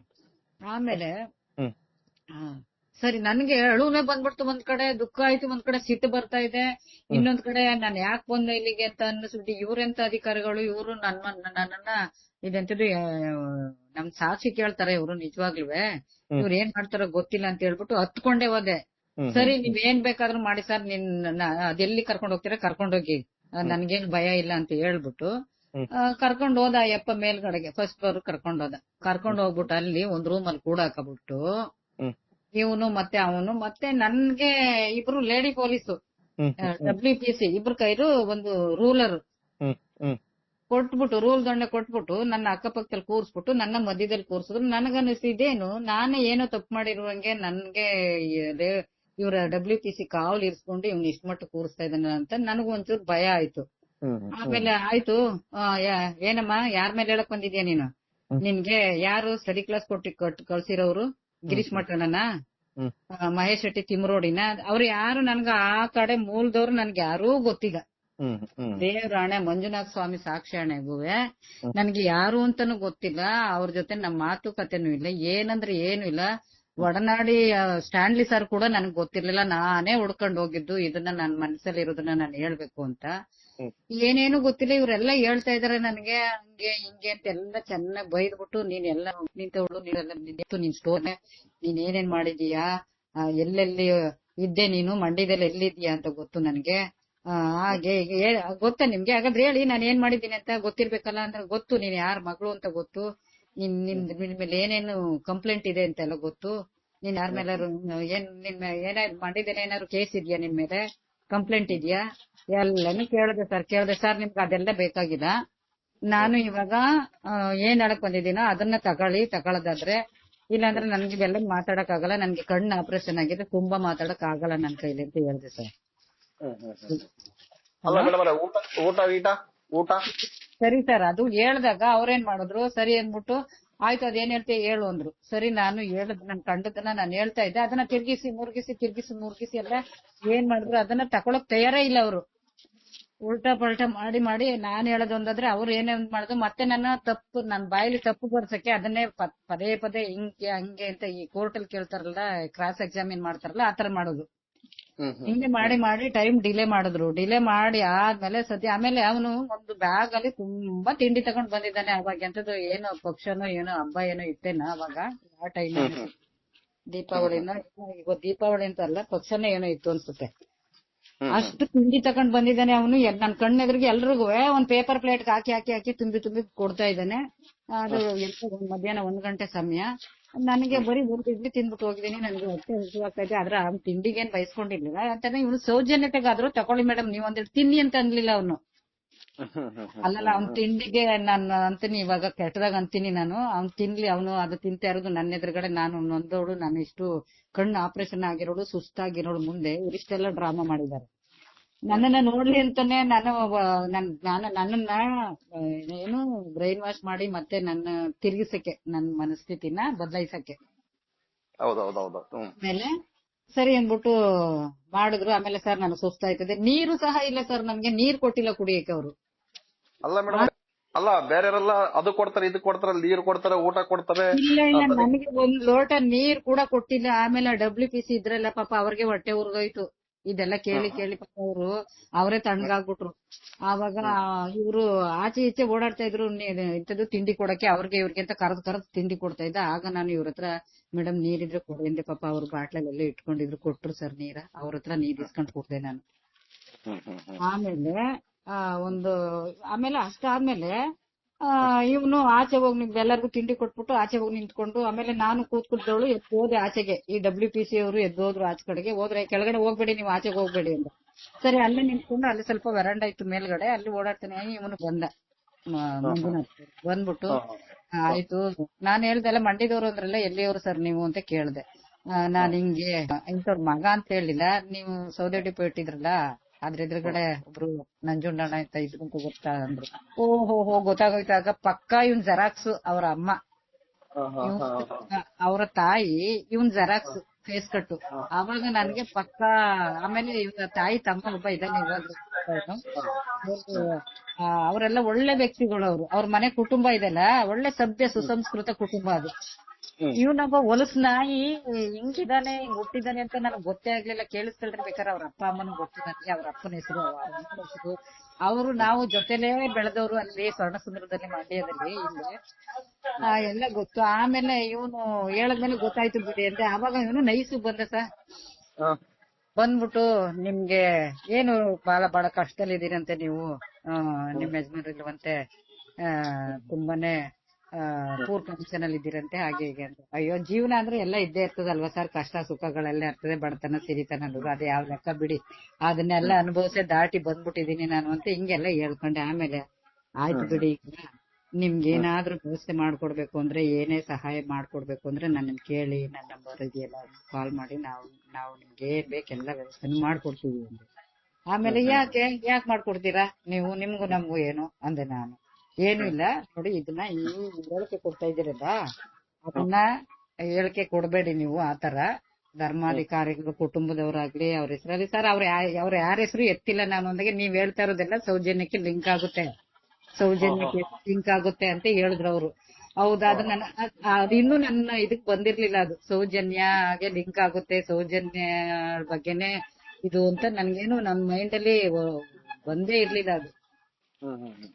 ಆಮೇಲೆ ಹೌದಾ ಸರ್, ಹೌದು ನೀವ್ ಹೇಳೋದೆಲ್ಲ ಅದಕ್ಕೆ ಲಿಂಕ್ ಆಗುತ್ತೆ, ದಯವಿಟ್ಟು ನೀವ್ ಆತರ ಹೇಳಿಕೆ ಕೊಡಕ್ ಹೋಗ್ಬೇಡಿ. ನಾನು ನಿಮ್ಗೆ ವಸಂತ ಗೆಳೆಯರ ಇದಾರೆ, ಅವ್ರೊಬ್ರನ್ನ ಪರಿಚಯ ಮಾಡಿಸ್ಕೊಡ್ತೀನಿ, ಅವರು ಬರ್ತಾರೆ, ನಿಮ್ಗೆ ಏನ್ ಬೇಕೆಲ್ಲ ಸಹಾಯ ಮಾಡ್ಕೊಡ್ತಾರೆ. ನೀವು ಮಾತ್ ಕೇಳಿ. ಯಾಕಂದ್ರೆ ಇವಾಗ ಚಿನ್ನಯ್ಯ ಅವನು ಬಂದು ಎಲ್ಲಾನು ಹೇಳ್ತೀನಿ ಅಂತ, ಈಗ ಅವನು ಉಲ್ಟಾ ಹೊಡೆದ. ಅಲ್ಲ ಸರ್, ಅವ್ನು ಉಲ್ಟಾ ಹೊಡಕ್ ಚಾನ್ಸೇ ಇಲ್ಲ. ಯಾಕೆ ಬರುವಾಗ ಅಷ್ಟೆಲ್ಲ ಹೇಳ್ಕೊಂಬಂದ್, ಅವನೇನ್ ಎಳೆ ಮಗುನ ಯಾಕೆ ಉಲ್ಟಾ ಹೊಡೆದವನು ಅಂತ ಹೇಳ್ದೆ. ಉಲ್ಟಾ ಹೊಡೆದ, ಅದಕ್ಕೆ ಇವಾಗ ಜೈಲಲ್ಲಿ ಇದ್ದಾನೆ ಹಾಗೆ ಹೀಗೆ ಅಂತ ಹೇಳಿದ್ರು. ಹಾಗಾದ್ರೆ ನನ್ನನ್ನು ಜೈಲ್ಗೆ ಹಾಕ್ಬೇಕು ಅಂತ ಇದ್ರೆ, ಹೌದು ನೀವೇನಾರ ಹಿಂಗೆ ಹೇಳ್ತಾ ಇದ್ರೆ ನಿಮ್ಮನ್ನು ಜೈಲ್ಗೆ ಹಾಕಿ ಅಲ್ಲಿ ರಿಮೈಂಡ್ ಎತ್ತಿ ಕೇಳ್ತಾರೆ, ನಿಮ್ನ ಬಾಯ್ ಬಿಡಿಸ್ತಾರೆ ಅಂದ್ರೆ ಏನ್ ಬಾಯ್ ಬಿಡಿಸ್ತಾರೆ? ಇರೋದನ್ನ ತಾನೇ ಬಾಯ್ ಬಿಡಿಸೋದು. ಯಾಕೆ ನನ್ನ ಜೈಲ್ಗೆ ಹಾಕ್ತಾರೆ? ನಾನೇನ್ ಕೊಲೆ ಮಾಡಿಲ್ಲ, ಕಳ್ತನ ಮಾಡಿಲ್ಲ, ಇನ್ನೊಂದ್ ಮಾಡಿಲ್ಲ. ನೀವ್ ಇಲ್ಲಿ ಅಲ್ಲಿವರೆಗೂ ಬಾಯ್ ಹಾಕ್ಬೇಡಿ ಅಂದೆ ನಾನು. ಓಹೋ, ನೀವೇನು ರೈಸ್ ಆಗ್ಬೇಡಿ, ಆಯ್ತು ವಾಯ್ಸ್ ರೈಸ್ ಮಾಡ್ಬೇಡಿ ಅಂತ ನಾನ್ ಜೋರಾಗಿ ಮಾತಾಡಕ್ ಸ್ಟಾರ್ಟ್ ಮಾಡಿದ್ನೆ. ಇಲ್ಲ, ನಿಮ್ಗೆ ಏನ್ ಬೇಕು ಕೇಳಿ, ನಾವ್ ಮಾಡಿಸ್ಕೊಡ್ತೀವಿ, ನೀವ್ ಈ ತರ ಎಲ್ಲ ಹೇಳ್ಬೇಡಿ. ನೀವ್ ಒಂದ್ ವೇಳೆ ಹಿಂಗೆಲ್ಲ ಹೇಳಿದ್ರೆ ಇನ್ನೊಂದ್ ಮಾತು ಹೇಳ್ಬಿಡಿ ಅಲ್ಲಿ, ಅವಾಗ ಅದು ಉಲ್ಟಾ ಆಯ್ತದೆ ಅಂತ. ಅವಾಗ ಏನ್ ಹೇಳ್ಬೇಕು ಅಂದ್ರೆ, ಈ ತರ ಹೋರಾಟಗಾರರು ಗಿರೀಶ್ ಮಟ್ಟಣ್ಣ ಮತ್ತೆ ಮಹೇಶ್ ಶೆಟ್ಟಿ ತಿಮ್ರೋಡಿ ಅವರು ಇವರೆಲ್ಲ ನಿಂತ್ಕೊಂಡು ಇವರೆಲ್ಲ ನನ್ಗೆ ಈ ರೀತಿ ಹೇಳಿ ಅಂತ ನನ್ಗೆ ಮಾಡಿ ಇಲ್ಲಿ ಕಳಿಸಿದಾರೆ ಅಂತ ಒಂದ್ ಮಾತು ಹೇಳ್ಬಿಡಿ ಸಾಕು ಅಂತ. ಅವ್ರು ಯಾರು ಸರ್, ಎಲ್ಲಿದ್ದಾರೆ ಅಂತ ಕೇಳದೆ. ಅವ್ರು ಯಾರಾಗ್ಲಿ ಕಣಮ್ಮ, ನಾನ್ ಹೇಳದ್ ಕೇಳಿದ್ವಿ ಅಂದ್ರು. ಇಲ್ಲ ಸರ್, ನನ್ಗೆ ಗೊತ್ತಿಲ್ದಿರೋದು ನಾನು ಹಂಗೆಲ್ಲ ಹೇಳಕ್ಕಾಗಲ್ಲ ಅಂದೆ. ಅವ್ರು ಯಾರು ಏನು ಅಂತಾನೆ ಗೊತ್ತಿಲ್ಲ ನನ್ಗೆ, ಅವ್ರನ್ನ ನನ್ ಭೇಟಿನೇ ಆಗಿಲ್ಲ, ಅವ್ರ ಜೊತೆ ಮಾತೇ ಆಡಿಲ್ಲ. ನಾನು ಹೆಂಗೆ ಅವ್ರನ್ನ ಐಡೆಂಟಿಫೈ ಮಾಡ್ಕೊಂಡು ಮತ್ತೆ ಇವ್ರೇನ ಅಂತ ಕೇಳಿದ್ರೆ ಎಲ್ಲಿ ಹೇಳಿ ನಾನು, ಯಾಕೆ ಹೇಳಿ ಅವ್ರ ಮೇಲೆ ಯಾಕೆ ಹೇಳ್ಬೇಕು ಸರ್? ಅವ್ರೇನು ಹೇಳ್ಕೊಟ್ಟಿಲ್ಲ ನನ್ಗೆ. ನಾನ್ ಕಣ್ಣಾರ ಕಂಡದ್ ನಾನ್ ನಿಜ ಹೇಳ್ತಾ ಇದ್ದೀನಿ ಅಂದೆ. ನೀನ್ ಮತ್ತೆ ಅದನ್ನೇ ವಾದ ಮಾಡ್ಬೇಡ ಕಣಮ್ಮ, ನಾನ್ ಹೇಳ್ಕೊಟ್ಟಂಗೆ ಕೇಳ, ಬದುಕತ್ ಕಲಿಬೇಕು ಜೀವನದಲ್ಲಿ ಅಂತಂದ್ರು. ಸರ್, ಇಲ್ಲಿವರೆಗೂ ನನ್ಗೆ ಯಾರ ಸಹಾಯವೂ ಇಲ್ದೇನೆ ನಾನ್ ನೋಡಿ ಹಿಂಗಿದ್ರು ಕೂಡ ನನ್ಗೆ ಯಾರ ಸಹಾಯನೂ ಇಲ್ದೇನೆ ನಾನ್ ಬದುಕಿದೀನಿ ಸರ್. ಅದೇ ನನ್ ಮಕ್ಳಿಗೆ ಒಳ್ಳೆ ವಿದ್ಯಾಭ್ಯಾಸ ಕೊಡ್ಸಿದೀನಿ, ಅವ್ರಿಗೆ ಒಳ್ಳೆ ಸ್ಥಾನದಲ್ಲಿ ನಿಲ್ಸಿದೀನಿ. ನಾನು ಒಳ್ಳೆ ರೀತಿಲೇ ಬದುಕಿದೀನಿ, ನನ್ಗೇನು ತೊಂದರೆ ಇಲ್ಲ.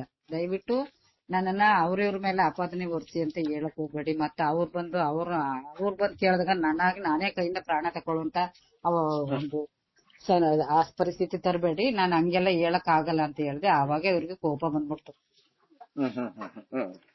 ಆಗ ಕೋಪ ಬಂದಾಗ ಸರ್, ಆಮೇಲೆ ಬಿಟ್ಟವ್ರು 2:30 ಸ್ಟಾರ್ಟ್ ಮಾಡಿದವ್ರು ಅಲ್ಲಿ ಮಾಡಕ್ಕೆ ಇದನ್ನ ಎಂತದ್ದು ಕ್ಯಾಮ್ರಾನ ಆಫ್ ಮಾಡಿ ನನ್ಗೆ ಚೆನ್ನಾಗ್ ಬೈದು ನನ್ಗೆ ರಿಮೈಂಡ್ ಎತ್ತದು, ನೀನು ಇದೇ ಇದ್ರಲ್ಲಿ ಬಂದಿರೋಳು ಕಣಮ್ಮ, ನಿನ್ಗೆ ಯಾವ ಮರ್ಯಾದೆ ಹೆಂಗೆ ಕಲ್ಸಿರೋರು ಯಾರು ನಿನ್ಗೆ, ನಿಮ್ ತಾಯಿ ಹಂಗೆ ನಿಮ್ ತಾಯಿ ಹೇಳ್ಕೊಟ್ರ ಅಥವಾ ನಿಮ್ ಯಾರು ನಿಮ್ಗೆ ಹೇಳ್ಕೊಡು, ಹೋಗ್ರಿ ನಮ್ ತಂದೆ ದೇವ್ರಂತ ಮನುಷ್ಯರು, ಹಂಗೆ ನಮ್ ತಾಯಿ ನಮ್ಮ ಅಣ್ಣ ಒಬ್ಬ ಇದ್ದಾನೆ ಅವನು ಸರಿ ಇಲ್ಲ, ನಮ್ ತಾಯಿನೂ ಅವ್ರಿಬ್ರು ಸೇರ್ಕೊಂಡೆ ನಮ್ಗೆಲ್ಲ ಬೇಕಾದಷ್ಟು ತೊಂದರೆ ಕೊಟ್ಟಿದ್ದಾರೆ ಅಂತೆಲ್ಲ ಮಾತಾಡಿ ನಾನು ಅದನ್ನೆಲ್ಲಾನು ಅವನು ಟೈಪ್ ಮಾಡಿದಾನೆ, ನನಗೆ ಗೊತ್ತೇ ಇಲ್ಲ ಮಾಡ್ಕೊತಾ ಇದ್ದೀನಿ ಅಂತ. ಒಂದ್ಸಾರಿ ಅದೇನ್ ಮಾಡಿದ್ದೇನೆ ಅಂತ ನೋಡಿದಾಗ ಅದ್ ಮಾತ್ರ ಒಂಚೂರು ತಿರುಗಿ ನೋಡಿದಾಗ ಓದ್ಬೇಡ ಕಣಮ್ಮ ನೀನು ಈ ಕಡೆ ಕೂತ್ಕೊಂತೆಲ್ಲ ಹೇಳಿದ್ರು. ಆಮೇಲೆ ಮತ್ತೆ ನೀನು ತಾನು ಅನ್ಕೊಂಡು ಕೂತ್ಕೊಳಮ್ಮ, ಹೋಗಮ್ಮ ಅಲ್ಲಿಗೆ ಹೋಗಿ ಕೂತ್ಕೊಳಮ್ಮ, ಹಂಗೆ ಕಣಮ್ಮ ಹೆಂಗ ಬಾಯಿ ಬಂದಂಗ್ ಮಾತಾಡಿದಾರೆ. ನನ್ನ ಒಂದು ಚೂರು ಗೌರವ ಕೊಟ್ಟಿಲ್ಲ.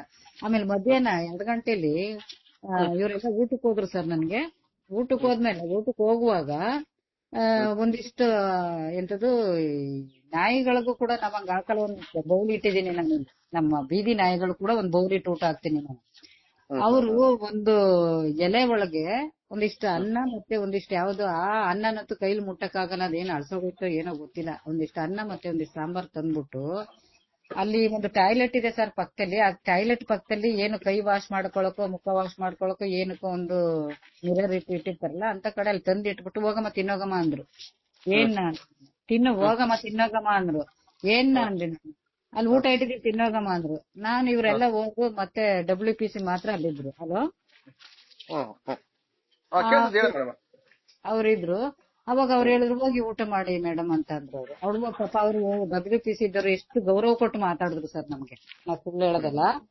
ಪಾಪ ಅವ್ರು ಹೇಳ್ದಂಗೆ ಇವ್ರು ಕೇಳ್ತಾ ಇದ್ರು ವಿನಃ ನನ್ಗೆ ಬಹಳ ಗೌರವ ಕೊಟ್ರು. ಅವ್ರು ಹೋಗಿ ಮೇಡಮ್ ಊಟ ಇದೆ ಅಲ್ಲಿ ತಿನ್ನಿ ಮಾಡೋಗಿ ಅಂದ್ರು. ಆಮೇಲೆ ನಾನು ಎಲ್ಲಿ ಊಟ ಟಾಯ್ಲೆಟ್ ಹತ್ರನ ಏನ್ರ ಅಲ್ಲಿ ಹೋಗಿಟ್ಟಿದಾರ ಯಾರೋ ಇಟ್ಟಿದ್ದಾರೆ ಹೋಗಿ ಇಲ್ಲೇ ಟೇಬಲ್ ಮೇಲೆ ಕೊಡೋರು ನನಗೆ ಅಂದೆ ನಾನು. ಆಮೇಲೆ ಇಲ್ಲಿ ಹೋಗಿ ಇಲ್ಲಿಗೆ ತಂದ್ ಮಾಡಿದ್ರು. ಅವಾಗ ಹೋಗಿ ನೋಡ್ದೆ ಸರ್ ಆ ಊಟನ ಯಾರಿಗೂ ತಿನ್ನಕ್ ಮನ್ಸ್ ಬರಲ್ಲ. ಆಮೇಲೆ ನಾನಂತೂ ತಿಂದಿಲ್ಲ ಸರ್ ಅದನ್ನ. ಇದು ನಾನೇನು ತಿನ್ನಲ್ಲ ಊಟನ, ಯಾಕೆ ನನ್ಗೆ ಈ ರೀತಿ ಊಟ ಕೊಟ್ಬಿಟ್ಟು ಅವ್ರು ಎಲ್ಲಿ ಬಾಗ್ಲಾಕೊಂಡು ಹೋದ್ರು ಅಂತ ಹೇಳ್ಬಿಟ್ಟು ನಾನು ಬೈಕೊಂಡು ಕಣ್ಣೀರ್ ಹಾಕೊಂಡು ಮತ್ತೆ ಅವ್ರ ಹತ್ರ ನೀರ್ ಇಸ್ಕೊಂಡು ಇನ್ನೊಂದ್ ಸ್ವಲ್ಪ ನೀರ್ ಖಾಲಿ ಆಗಿತ್ತು ಒಂಚೂರು ನೀರ್ ಇಸ್ಕೊಂಡು ಕುಡ್ಕೊಂಡು ಅಲ್ಲೇ ಕುತ್ಕೊಂಡೆ ಸರ್. ಆಮೇಲೆ ಬಂದ್ರು 3 ಗಂಟೆನ 2:30 3 ಗಂಟೆಗೆ ಬಂದವ್ರು ತಕೊಂಡವ್ರು ನನ್ ಮೇಲೆ. ಯಪ್ಪಾ ದೇವ್ರೆ, ಏನು ನಾನು ಕಳ್ತನ ಮಾಡಿದ್ರು ಕೈದಿನೂ ಅಲ್ಲ ಅಷ್ಟ್ರ ಮಟ್ಟಿಗೆ. ಬಾರಮ್ಮ ಕೂತ್ಕೊಳಮ್ಮ ಅಲ್ಲಿ ಏನಮ್ಮ ಅಂತ ಹೇಳಿದ್ರು. ಊಟ ತಿಂದೇನಮ್ಮ ಅಂದ್ರು. ಅಂದೆ ನಾನು. ಇಲ್ಲ ಸರ್ ಅವ್ರು ಊಟ ಮಾಡಿಲ್ಲ ಅಂತ ಅವ್ರು ಹೇಳಿದ್ರು. ಆದ್ರೂ ಇವ್ರಿಗೇನು ಅನ್ನಿಸ್ತಾ ಇಲ್ಲ ಸರ್. ನಾವ್ ಹೋಗಿ ಬಿಡಿ, ನನ್ನ ಹೊರಗಡೆ ಹೋಗಿ ಊಟ ಮಾಡ್ಕೊಂಡ್ ಬರ್ತೀನಿ, ಹೋಟ್ಲಲ್ಲಿ ಹೋಗ್ತೀನಿ, ನಾನು ಈ ಊಟ ತಿನ್ನಲ್ಲ ಅಂದೆ ನಾನು. ನೀನ್ ಹೇಳ್ದಂಗೆಲ್ಲ ಕೇಳಕ್ಕಲ್ಲ ಕಣಮ್ಮ ನಾವಿರೋದು, ನಾವ್ ಹೇಳ್ದಂಗ್ ನೀನ್ ಕೇಳ್ಬೇಕು ಅಂದ್ರು. ಯಾಕ್ರಿ ನಾನೇನ್ ಕಳ್ತನ ಮಾಡಿದೀನ? ಏನಕ್ಕೆ ನೀವ್ ಹೇಳ್ದಂಗ್ ಕೇಳ್ಬೇಕು ಅಂತ ನಾನ್ ವಾಯ್ಸ್ ರೈಸ್ ಮಾಡ್ದೆ. ಆಯ್ತು ನೋಡಮ್ಮ ವಾಯ್ಸ್ ರೈಸ್ ಮಾಡ್ಬೇಡ ಕೂತ್ಕೊಳಮ್ಮ ಅಂತ ಹೇಳಿದ್ರು. ಕೂತ್ಕೊಳ್ಳೋದಲ್ಲ, ನನ್ನ ಊಟಕ್ಕೂ ಬಿಡ್ದೇನೆ ನೀವ್ ಹೋಗಿದ್ರಲ್ಲ ತಿಂದು ಬಂದ್ರಲ್ಲ ಸರ್, ನಾನು ಊಟ ತಿನ್ನಕ್ಕಿಲ್ವಾ ಬಿಡಿ ನನ್ನ ಒಳಗಡೆ ಅಂತ ಸುಮಾರು 1/4 ಗಂಟೆ ಜಗಳ ಆಯ್ತು ಅವ್ರಿಗೂ ನನಗೆ. ಆದ್ರೂ ಸಹ ಅವ್ರಿಗೆ ಯಾವ್ದೇ ಒಂದು ಕರಳು ಚೂರು ಅನ್ಲಿಲ್ಲ ಅವ್ರಿಗೆ. ಆಮೇಲೆ ಹೇಳ್ತಾ ಹೇಳಿದಿನೇ ಕೇಳಿದ್ರು. ಬೆಳಗ್ಗೆ ಹೇಳಿದೀನಿ ನಾನು, ಅದನ್ನೇ ಮತ್ತೆ ರಿಪೀಟ್ ಮಾಡ್ತಾರೆ. ಸರ್ ಕೇಳಿದಿನೇ ಯಾಕೆ ಮಾಡ್ತಾ ಇದ್ದೀರಾ, ಇನ್ ಮುಗಿತಲ್ವಾ ಈಗ ಅಂದ್ರೆ, ಇಲ್ಲ ಇವತ್ತು ಮುಗಿಯಲ್ಲ ಇದು, ನಿನ್ಗೆ ಇನ್ನು ಬೇಕಾದಷ್ಟಿದೆ ಕೇಳಕ್ಕೆ, ಇವತ್ತಂತೂ ಕಳ್ಸಲ್ಲ ನಿನ್ನ ಅಂದ್ರು. ಆಯ್ತು 4 ಗಂಟೆ ಆಯ್ತು 5 ಗಂಟೆ ಆಯ್ತು ಸರ್. ಇಲ್ಲ ನನ್ಗೆ ಹುಷಾರಿಲ್ಲ, ನನ್ಗೆ ವೈಬ್ರೇಟಿಂಗ್ ಆಗ್ತಾ ಇದೆ, ನನ್ ಕಣ್ಣು ಆಪರೇಷನ್ ಆಗಿದೆ, ನನ್ಗೆ ತುಂಬಾ ಸುಸ್ತಾಗ್ತಾ ಇದೆ ಬಿಡಿ ಅಂತ ರಿಕ್ವೆಸ್ಟ್ ಮಾಡ್ಕೊಂಡೆ ಸರ್. ಆದ್ರೂ ಸಹ ಇಲ್ಲ, ಇವತ್ತು ಕಳ್ಸೋ ಮಾತೇ ಇಲ್ಲ ಕಣಮ್ಮ ಅಂದ್ರು. ಅಂದ್ರೆ ನೈಟು ಇಲ್ಲಿ ಉಳಿಸ್ಕೊದ್ರೆ ಇರ್ಬೇಕಾಗುತ್ತೆ ಅಂದ್ರೆ ಇವ್ರ ಉದ್ದೇಶ ಏನು ಸರ್? ಇದು ನೈಟು ನನ್ನನ್ನ ಉಳಿಸ್ಕೊಳ್ತೀನಿ ಅಂದ್ರೆ ಏನು ಇವ್ರ ಉದ್ದೇಶ? ಮುಗಿಸ್ಬೇಕಂಬ ಪ್ಲಾನ್. ಹೌದು, ಅವ್ರ ಪ್ಲಾನೇ ಅದಿತ್ತು. ಹಂಗಾಗಿ ಸರಿ ನಾನು ಏನ್ ಮಾಡ್ದೆ, ಇವ್ರು ಯಾಕೋ ಇವತ್ತು ನನ್ ಬಿಡಂಗ್ ಕಾಣ್ಸಲ್ಲ ಅಂತ ನಾನು ಯೋಚನೆ ಮಾಡ್ಕೊಂಡು ನನ್ಗೆ ತುಂಬಾನೇ ಇರಿಟೇಟ್ ಆಯ್ತು ಸರ್. ಅವಾಗ ಅಷ್ಟೊತ್ತಿಗೆ ಸೈಮನ್ ಅನ್ನೋನು ವಯ್ಯಾಲಿ ಬಂದ. ಅವನೊಬ್ಬ ಅಧಿಕಾರಿ ಅಂತೆ, ಅವನ ಯೋಗ್ಯತೆಗೆ ಬೆಂಕಿ ಹಾಕ ಏನಾರ ಅನ್ಕೊಳ್ಳಿ, ನಮ್ಗೆ ಅವ್ರಿಗೆ ಹಂಗೇನೆ ಮಾತಾಡೋದು ನಾನು. ಅವರು ಏನು ಪೊಲೀಸ್ ಯಾರು ಯೂನಿಫಾರ್ಮ್ ಹಾಕಿರ್ಲಿಲ್ಲ ಸರ್ ಅಲ್ಲಿ. ಆಮೇಲೆ ಅವ್ರಿಗೆಂತ ಗೌರವ ಕೊಡ್ಬೇಕು? ಯೂನಿಫಾರ್ಮ್ ಹಾಕಿದ್ರೆ ನಾನು ಆ ಕಾಕಿಗೆ ಬೆಲೆ ಕೊಟ್ಟು ಮಾತಾಡ್ಬೋದಾಗಿತ್ತು. ಆದ್ರೂ ಸಹ ನಾನು ಬೆಲೆ ಕೊಟ್ಟಿದ್ದೀನಿ, ರಿಕ್ವೆಸ್ಟ್ ಮಾಡ್ಕೊಂಡಿದ್ದೀನಿ. ಆದ್ರೂ ಸಹ ಬಂದು ಅವ್ರು ಏನಯ್ಯ ಇಷ್ಟೊತ್ತಾಯ್ತು 5:15 ಆಯ್ತು ಕಣಯ್ಯ, ಇನ್ನು ಏನ್ ಮಾಡ್ತಾ ಇದ್ದೆ ನೀನು, ಕಳ್ಸು ಬೇಗ ಮಾಡ್ಕೊಂಡು ಅಂತ ಅವ್ರಂದ್ರು. ಸರ್ ಕಳ್ಸೋದೇ ಇಲ್ಲ ಅಂತ ಇದ್ದಾರೆ, ಇವತ್ ನೈಟ್ ಇಲ್ಲೇ ಇರ್ಬೇಕು ಅಂತ ಇದ್ದಾರೆ ಸರ್. ನನ್ಗೆ ಕಣ್ಣು ಆಪರೇಷನ್ ಆಗಿದೆ, ನನ್ ಕೈಲಿ ಆಗ್ತಾ ಇಲ್ಲ. ಏನ್ ಸರ್ ಇವ್ರು, ನನ್ಗೆ ವೈಬ್ರೇಟನ್ ಆಗ್ತಿದೆ, ಮಧ್ಯಾಹ್ನ ಊಟ ಕೂಡ ಮಾಡಿಲ್ಲ ಸರ್. ಪೊಲೀಸ್ ಅಂದ್ರೆ ಹಂಗೇನ ಕಣಮ್ಮ, ಸರಿ ಇದೆಲ್ಲ ಇದ್ದಿದ್ದೆ, ಅದಕ್ಕೆಲ್ಲ ಏನು ಸೀರಿಯಸ್ ಆಗಿ ತಗೋಬಾರದು ಅಂತ. ಅವ್ನ ಮುಸುರಿ ಬೆಂಕಿ ಹಾಕ. ಅವನು ಅಕ್ಕ ತಂಗಿರಿದಾರ, ಅವನ್ಗೆ ತಾಯಿ ಬಟ್ಟೆ ಒಳಗಿಂದ ಬಂದಿದ್ದಾನ ಅವನು. ಆ ರೀತಿ ಹೇಳ್ದ. ಪೊಲೀಸ್ ಹೋದ್ಮೇಲೆ ಊಟ ಕೊಡ್ದೇನೆ ಸಾಯ್ತಾ ಇದ್ರು, ಹುಷಾರಿಲ್ದಿದ್ರು ನನ್ನನ್ನ ಎಂಕ್ವೈರಿ ಮಾಡುವಂತದ್ದು ಏನಿದೆ ಸರ್ ಅಲ್ಲಿ? ನೀವೇನಾದ್ರು ಕಾತಾದ ಮಾಡಿದ್ರಾ, ಏನು ಕೊಲೆ ಮಾಡಿದ್ರಾ, ಸಲಿಗೆ ಮಾಡಿದ್ರಾ? ನೋಡಿ ಅಲ್ಲ, ಇವ್ರದ್ದು ಪ್ರೀ ಪ್ಲಾನ್ ಇದು, ನನ್ನನ್ನ ಮುಗಿಸ್ಬೇಕು ಅಂತಾನೆ ಅವ್ರದ್ದು ಇದ್ದಿದ್ದವತ್ತು. ಆಮೇಲೆ ಯಾಕಂದ್ರೆ ಅವ್ರ ದಾರಿಗೆ ಎಳೆಯಕ್ ನೋಡಿದ್ರು, ಅವ್ರ ದಾರಿಗೆ ಬಗ್ಗಿಲ್ಲ ಅಂದ್ರೆ ನನ್ನ ಮಂಡಿಗೆ, ನಾನು ಒಬ್ಳೆ ಏನಾರು ಹೋಗಿದ್ರೆ ನನ್ ಮಂಡಿಗೆ ಬರ್ತಾ ಇರ್ಲಿಲ್ಲ ಖಂಡಿತ ಅವತ್ತು. ಇದೆಲ್ಲ ವಿಚಾರ ನೋಡ್ತಾ ಇದ್ರೆ ಹಂಗ ಅನ್ಸುತ್ತೆ ಮೇಡಮ್, ನಮಗೆ ಕೂಡ ಹಂಗ ಅನ್ಸುತ್ತೆ. ನನ್ಗೆ ಅವಾಗ ಹೊಳಿಲೇ ಇಲ್ಲ ಸರ್. ಆಮೇಲೆ ಈಚೆಗೆ ಬರುವಾಗ ಅವ್ರಿಗೆ ಉಗ್ದಿದ್ದೀನಿ ಅಲ್ಲಿ CC ಕ್ಯಾಮ್ರಾ ಇದ್ರೆ ತೆಗಿಸ್ ನೋಡ್ಬೇಕಾಯ್ತು ಫುಟೇಜಸ್. ಅವಾಗ್ಲೇ ಬೇಗ ನುಗ್ದಿದೀವಿ. ಎಂತ ನಾಯಿ ಮುಂಡೆ ಮಕ್ಳು ಇವ್ರು ಪೊಲೀಸ, ಇವ್ರು ಆಫೀಸರ್ಗಳ, ಇವರು ಇನ್ವೆಸ್ಟಿಗೇಷನ್ ಮಾಡ್ತಾ ಇದಾರೆ. ಇವರು ಪ್ರಾಮಾಣಿಕವಾಗಿ ಇನ್ವೆಸ್ಟಿಗೇಷನ್ ಮಾಡ್ತಾರೆ. ಇವರು ನನಗೆ ಇಷ್ಟೊಂದು ನಾನೇನು ಕಳ್ತನ ಮಾಡಿದ್ನ, ನಾನು ಏನ್ ಮಾಡಿದ್ದೆ, ನನ್ಗೆ ಇಷ್ಟೊಂದು ತೊಂದರೆ ಕೊಟ್ರಲ್ಲ ಇವರು. ಊಟ ಕೊಟ್ಟಿಲ್ಲ ನನ್ಗೆ, ಕಣ್ಣು ಆಪರೇಷನ್ ಆಗಿದೆ, ನನ್ ಬಾಯಿಗೆ ಬಂದಂಗೆಲ್ಲ ಮಾತಾಡಿ, ಆಮೇಲೆ ನನ್ ಮಕ್ಳು ಮೊಮ್ಮಕ್ಳವರೆಗೆಲ್ಲ ಕೇಳಕ್ ಸ್ಟಾರ್ಟ್ ಮಾಡಿದ್ರು. ಆಮೇಲೆ ನಿಮ್ ಮೊಮ್ಮಕ್ಳು ಯಾವ ಸ್ಕೂಲ್ಗೆ ಹೋಯ್ತಾರೆ ಅಂತ ಕೇಳಿದ್ರು. ಅವ್ರ ಉದ್ದೇಶ ಏನ್ ಸರ್? ಹಂಗಾರೆ ನನ್ ಮೊಮ್ಮಕ್ಳನ್ನ ಕಿಡ್ನಾಪ್ ಮಾಡಕ್ಕೆ. ಅದೇ ಒಂದೇ ಒಂದು ಲೆಕ್ಕಾಚಾರದಲ್ಲಿ ಅವ್ರದೆಲ್ಲ ಒಂದೇ ಪ್ಯಾಟರ್ನ್ ಮೇಡಮ್ ಅವರೇ. ಯೋಗ್ಯರು ಯಾರು ಇರ್ಲಿಲ್ಲ, ಎಲ್ಲ ಅಯೋಗ್ಯರೇ ಇದ್ದವ್ರಲ್ಲಿ. ಕೀಳು ಮನಸ್ಥಿತಿ ಇದ್ದವ್ರೆ ಅಲ್ಲಿ ಇದ್ದವ್ರು.